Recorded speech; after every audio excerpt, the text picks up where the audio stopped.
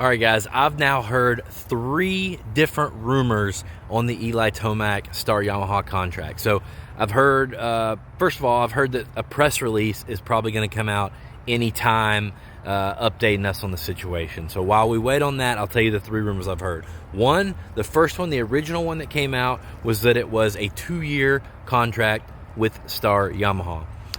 Then that got updated, and it was kind of the understanding that it was a Supercross only contract for 1 year with the option for a 2nd year.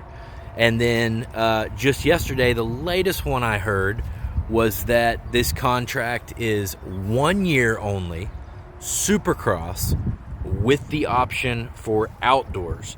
So, I think the 1 year with the Supercross option, the outdoor option, is more interesting to me, because if he has a good Supercross season and he decides to go outdoors again, that would be sweet from a fan standpoint. So I don't know, hopefully we see a press release soon. It's going to be very interesting to see Tomac and Webb on the same team. I think in Supercross they will be very close to the same speed.